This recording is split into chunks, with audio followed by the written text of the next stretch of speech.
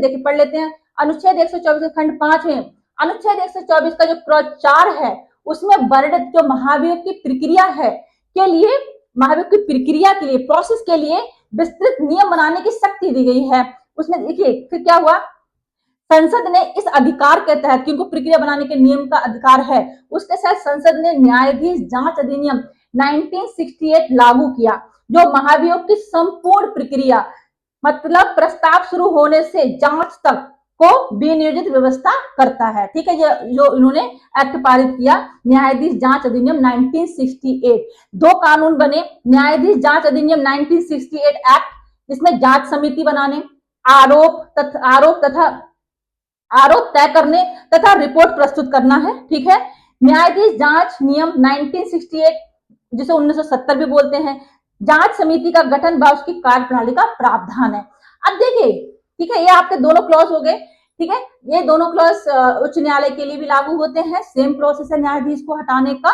ठीक है, महाभियोग लाया जाता है तो एक में नियम बनते हैं आर्टिकल 154 124 का क्लॉज 5 के अंतर्गत और 124 क्लॉज 4 के अंतर्गत। ठीक है, महाभियोग का यहाँ पे प्रोसेस दिया गया है, नियम बनते हैं 124 के खंड 5 के अनुसार।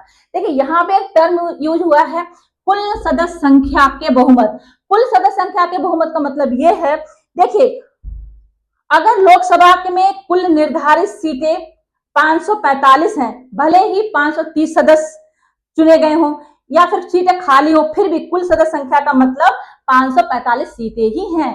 ठीक है, बहुमत का मतलब क्या हुआ, बहुमत का मतलब ये हुआ कुल सदस्य संख्या का 50% से अधिक।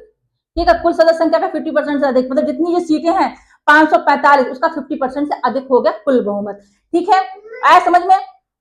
ठीक है, देखिए इतिहास में महाभियोग की कई पहल हुई हैं पहले भी, लेकिन जैसे जस्टिस बी रामास्वामी के खिलाफ 1993 में महाभियोग प्रस्ताव लाया गया था। ठीक है, जहां जांच समिति ने कदाचार मतलब पाया, पर संसद में 2/3 जो बहुमत था ना वो साबित नहीं, मतलब वो नहीं हो पाया, बहुमत नहीं मिल पाया। ठीक है, बहुमत नहीं जुटा पाए। ठीक है, देखिए आर्टिकल 217 पढ़ा था हमने, वीडियो ना देखा तो देखिएगा, उसमें क्लॉज 4 में 117 के 1 में 117 का 1 का बी पार्ट में दिया गया है कि उच्च न्यायालय के न्यायाधीश को राष्ट्रपति द्वारा अनुच्छेद 124 के खंड 4 के अनुसार हटाया जाता है। सेम नियम है आर्टिकल 118 में, यही बताया गया है कि जो नियम लागू होते हैं उच्चतम न्यायालय के, वही नियम उच्च न्यायालय के लागू होते हैं न्यायाधीश को हटाने के लिए। नथिंग एल्स, इतना ही है 218 में।